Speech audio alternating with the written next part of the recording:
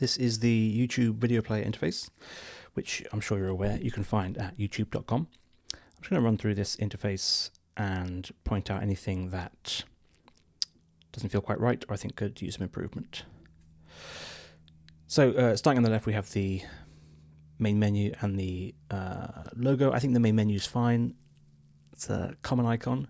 But if we move it along here, we've got the search bar and then this cross. Now you can see when I hover over that cross to clear the search bar, it has a hover state which shows a grey background. But you can see the grey background is overlapping with the border here of the search button. So that looks a bit sloppy, especially it's also touching the bottom and top edges of the search bar. So that feels like the state could be improved. I think the button itself, the icon itself rather, is already quite big for the space it's in. And if I move my mouse away, you can maybe see that it feels uncomfortably close to the right edge, especially considering the padding they give the text on the left side here. So this feels all a bit awkward and feels like maybe it's a mistake. This search icon is also not centered in its button. I think probably it is mathematically centered. I think probably this is the center point.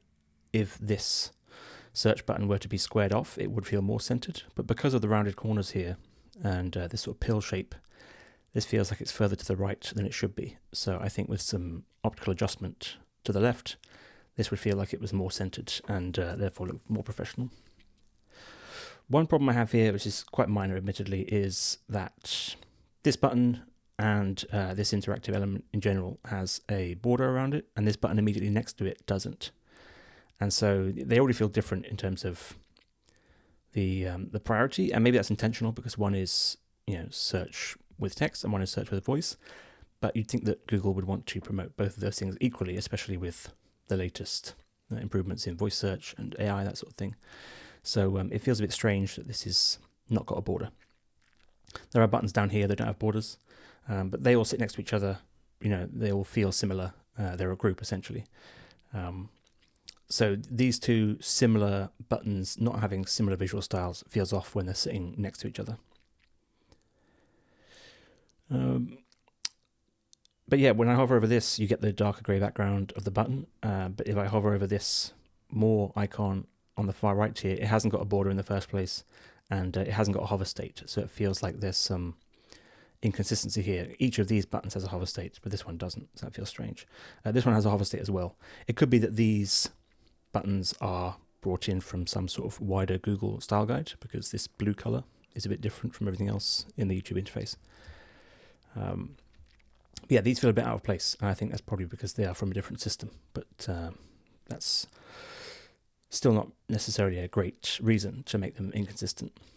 If you hover over this, you can see that it says settings, but actually without hovering over it, I wouldn't know what the three dots are there for. It's next to sign in, but I don't necessarily know what would be related to that might be hidden behind a three-dot menu or a more menu. So that feels a bit hard to know, especially because if this were YouTube settings, I'd expect them to be in the sidebar over here rather than have their own dedicated button in the top right. So again, I expect this is from a sort of wider Google design system, and that means that it feels a bit out of place and it doesn't feel like it fits with the style or meaning of the rest of the buttons. It feels a bit alien. I've already mentioned the blue background here. That's out of place. You'd think they would have controls over whether they can change the background color here on hover and do that so that it feels like it belongs in the YouTube interface. Okay, so moving down, I'm not going to spend too much time on adverts because obviously they generally make interfaces worse, but they are necessary to pay for those interfaces being free. So I won't complain, except hopefully one that's easy to notice is that all of these related videos have the same visual style and layout as this advert, except for the sign up button here. So it is a shame that this is looks like a related video and is styled to look like one, even though it's not. So moving on to the video itself, we're probably all very familiar with the YouTube video player interface, the controls down the bottom at this point, but I'll just focus on those because even though we're familiar, it doesn't necessarily excuse poor design. We've got play. I don't think that's such an issue. The next video button, let's call this next video. Yeah, it's called the next button. I don't know before I click it where it will take me. And if I hover over it, it does show me a preview of the video it will take me to. But it feels strange that if I've searched for this video as I have, and I've clicked on a result in the search list and opens this video, it feels strange for there to be a next button because there's not necessarily anything I expect to be next since I did a one-off search and clicked on it. I suspect, I mean, it happens to be the same video that's at the top of this related videos section. But I suspect they're just taking the top one. Maybe when it's full screen, that gives me a quick way to jump to the next video. But personally, I find that I rarely do that. I don't often look at related videos when I'm watching YouTube. So this feels like a strange thing to dedicate so much space to. I suspect they're aiming more for sort of binge watching, which is a bit of a shame. But yeah, putting this right next to the play button as well, maybe people mix them up, confuse them. This makes a lot more sense to me if you're watching, for example, a playlist. You do expect there to be a previous and a next video. And I think when you have a playlist, there is a previous video button in these controls. One thing I just realized as I was talking about the related videos list, there's no title to tell you that they're related videos. I appreciate that takes up space, and most people probably know this already. So it could be an example of, we don't need to show this because everyone's familiar with it. And I'm not against those improvements to interfaces where you take things out, make things cleaner. But I just wanted to point out that there's nothing that tells you that these videos are related, except for the fact that they are about similar content. So, like I say, I don't think it's a huge problem, but I just realized they've used some of the space that could be used for a title and maybe some controls about what related videos you see to show you adverts instead. But yes, back to the video controls. I don't really mind the hover to show volume control. I probably would mind it if this or these elements in the interface, the video interface, to the right of the volume control were more important, because if you hover over this, it shows you the slider for the volume, and that pushes around other elements. If these elements were interactive, I mean, they're not apart from the facts, but that is just a chapter heading, then that would be worse, because if you hovered over this as you're moving to try and click something, you might quickly grab the volume slider instead. So generally not a great idea to suddenly change the position of things people might want to click, but like I say, in this case, they've done it with things that people won't want to click because it's purely informational. So that's good. I've always liked the sort of popularity meter, let's call it, above the video timeline. I've also always liked the hover previews for thumbnails. So that's all good. I have realized while watching YouTube that while they do mark chapter headings, you can see one back here, which is easier to see because it's now splitting two red bars. If you look over here, there's also one splitting these two bars. Because they basically split the bars and it's already a sort of low contrast timeline, it can be very hard to see these chapter splits. And I've realized that if I do want to jump ahead to another chapter or scroll through and click on one, it can be quite hard to find that, especially if I'm not using the mouse and instead I'm using the left and right arrows to jump forward 5 seconds, for example, many times. Then having those chapter splits be hard to see can be quite annoying to try and know when I should be stopping. Okay, moving over here. This is the autoplay is on. I think autoplay, personally for me, it probably doesn't need a space in the video controls at the bottom of the video. I wouldn't really be able to tell you what this did unless I already knew, because I think this is quite a confusing icon. It's a toggle and it's to the right, which does suggest me it's on because I'm used to toggles. It's just got a play button, and that's not necessarily, doesn't say autoplay to me, that just says regular play, which we already have over here. So I've always found this icon and this pattern confusing. Subtitles, I think this is a generally good icon. Again, I'm very familiar with the YouTube interface, but I don't mind this icon. I suspect this is close to the sort of international standard for subtitles. Settings, no problem. I think almost every video player has a cog for video settings, so it's hard to criticize that sort of in isolation. These mini player, cinema mode, and AirPlay, they all feel so similar that I think lots of people probably have problems telling them apart. I know that AirPlay is generally, maybe, hopefully, a well understood icon because you see it in lots of different places. Cinema mode especially is just a box. I suspect the designers at YouTube talked about this for a while, tried to figure out a better way to show cinema mode. I'm not saying it's an easy problem to solve, but I think these three square icons next to each other are a problem. And there isn't, especially on smaller screens, there isn't a lot of space to show labels. But anything they could do to make these all feel different. For example, you could put curtains over the cinema mode box. That icon might already be used by something else, but if you do something like that, it might remind someone that's what it means, even if it's not literally what happens when you click the button, because obviously curtains don't appear when you expand it to cinema mode, which makes the video wider and pushes down the related videos. So yeah, I think the similarity here is an issue. Full screen is also a box, but it's split, and I think this is, I would guess this is a bit more well understood, and especially because I think a lot of video players, not just YouTube, put the expand button in the bottom right. So that's relying on some sort of standard patterns, which helps it. Okay, so below this, you've got the title, and then the name of the channel and the number of subscribers. I don't really have an issue with this. They've gone for quite a text-heavy and information-dense interface. From memory, this used to be more information-dense, but they've gone through a few redesigns. And it is text-heavy, and it does rely on very little in the way of containers. Right? You've got the container for the description, but everything else is sort of laid out just with, layout, just all separated into groups. So I'm so used to this that it's very hard to comment on it. I don't think it's a particularly an issue. I think this matches things you might see on, for example, a blog where you have the title of the blog post and then the author below it. And usually you have the date, but in this case it's number of subscribers, because that other information about the date is posted down here. Subscribe is in a good place, I think, because it's next to the title, next to the name of the channel, which is what you're subscribing to. These buttons over here all feel pretty good and look quite good. All of these icons feel smaller than this X in the top. So that's, again, makes this feel inconsistent. I actually wonder if this is larger than it needs to be as a bug, maybe, because if this was smaller, it would feel like it fit all of these a bit better, and it would fit in its space better. I've also just realized that the icon for the search with your voice is filled, whereas all the other icons I can see are sort of line art. So that also feels inconsistent.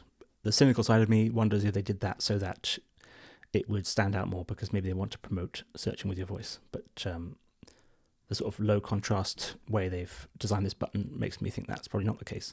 So it's a shame they don't have a non-filled version of this icon to match all the others. I think share is generally well understood. I think save is probably fine. I happen to know that it opens up and gives you quite a few options of where to save it, and so I'm not signed in, so I can't show you that. But yeah, you might not know what save means. If they have the space, which they do in this case, you could say save to and then tell someone more about where it's going to be saved. And it's always a shame when there's a more menu and just one option under it. So you could have a report button sort of up here. I suppose they didn't want to encourage reports, and it could be that in some cases this more menu has, more items in it. Right now it feels a bit redundant. The description box here, I like that it's in this grey container to sort of separate each of these sections a bit, because these the tops and bottoms of these containers act as dividers essentially. So it's quite a nice way of keeping things sort of simple and information dense, but making sure they feel separate. You've got the bold text here for the number of views and how many years ago it was. I suspect this would do better in this section, because the way I think about this box is that it's used for things written out by the author of the video, so the description, for example. And so to put YouTube's own statistics in here feels a bit wrong. It feels like they should go near the title or further up, or maybe even under here. But yes, so you've got this bold text at the top that tells you the number of views and how long ago it was posted, and then the start of the description. I think the button here that tells you more is too easy to miss. I think most people get used to the fact that they can click this box to expand it. I suspect most people hunt for this more and then think they have to click here when actually you can click anywhere. And that's not made clear. And it's especially not great that if you want to expand or collapse it again, you can't just redo the same action. So I can't click on this box again and close it. I can see how that does cause issues. If, for example, you want to copy some text, it might register the click as a request to collapse the box. So I can see why they'd want to keep your show less down here. But at this point, the box is so busy with a long description, chapters, links all over the place. All of this grabs your attention more than this show less button at the bottom. So it's a bit of it doesn't quite mirror itself in terms of how you open it and how you close it. So I've always thought that was a shame with the show more and show less. Even if you put, for example, a chevron in the, a downwards facing chevron in the top right corner, that might give people more of an indication they can click anywhere, because that's quite a common pattern in things like expandable tables. So if I expand this is not too bad in terms of knowing when the user-generated content, in this case the description, ends and when the YouTube-generated content starts, apart from this number of views and when it was posted. And I don't know if that's a bug, but when I hover over it, you can see that the tooltip appears here instead. So that's a bit strange. You'd expect it to appear nearby, especially because it tells you the full number of views, 146,732, and it just repeats that number in the tooltip, as well as the date. So this feels like a bit of a strange one because they're not actually expanding on the information. So I think there's a bug there. But yeah, like I was saying, you end the user-generated content, and because of this chapter's title, that gives you a pretty good sense that you've ended the description, and it gives you a pretty good idea that the YouTube-generated sort of content has started. That's good. Oh, so I click, I've got a list of chapters here. As far as I know, that's all 3 of them. Yeah, there's no more in this video. But if they've still got a view all button, which probably shouldn't be there because I am viewing them all. And when I click that, it jumps to the top of the page and opens this box in the top right, which I didn't immediately notice. I was looking at this giant video because that's what draws your attention the most, as it should. So to open this box up here, even though I was already looking at all of the chapters, and to pull me away from where I was, that all feels like a mistake.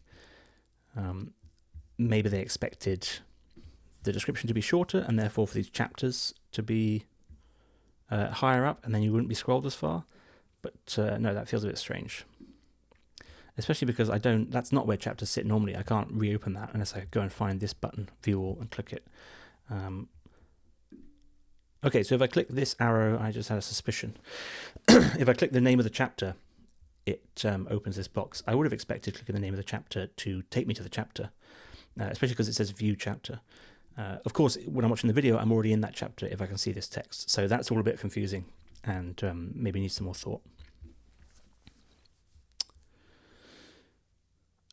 Transcript, I suspect there's something here about AI where it says follow along using the transcript, but it's hidden it from me. I can see how if I've expanded this, maybe I don't want it to be that long, especially if it's a 20-minute video, the transcript might be quite long.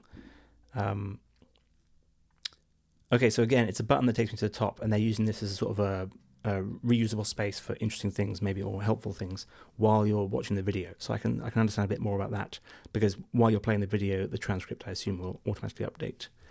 It's just a shame that all of these things are sort of accessed from here. Perhaps there's a way to access them. I've got annotations, that's different. Yeah, there's not an obvious way to access the transcript. So again, it's strange that the button is down here, but the interface it opens is up here.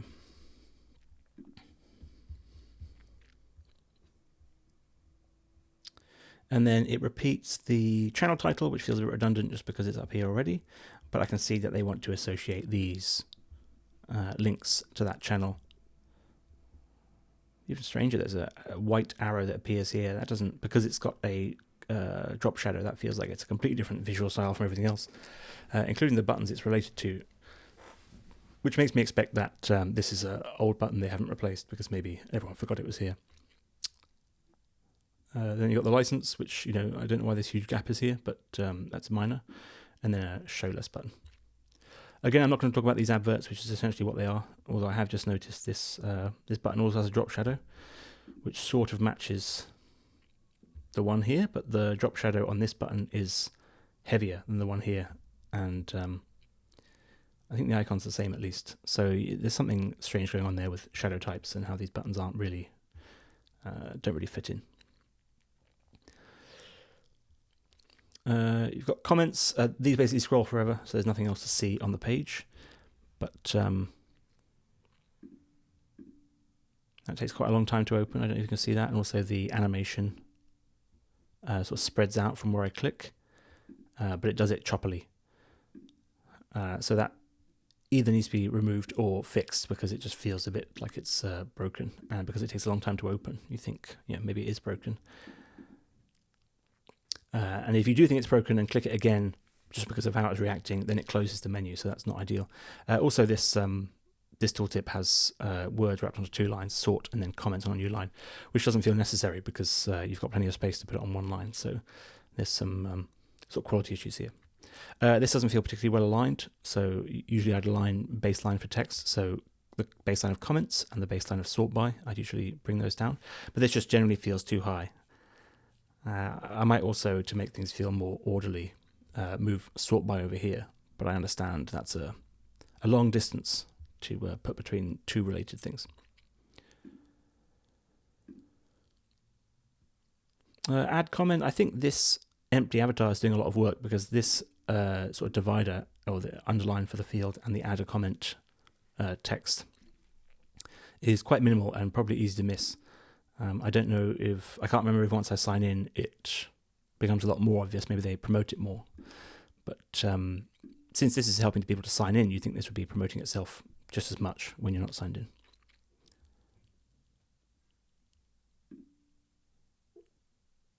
Okay, so this to replies button has the same sort of hover style as the sign in button.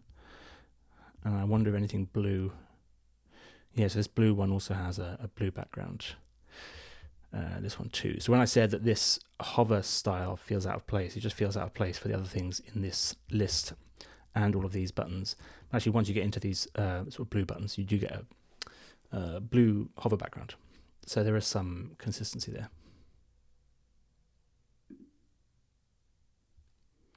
I'm not going to really criticize how little structure there is for these comments, because once you have this much content, the more structure you can take out, the less overwhelming it will feel. So I think this is generally fine, and it definitely works fine. It's reliable.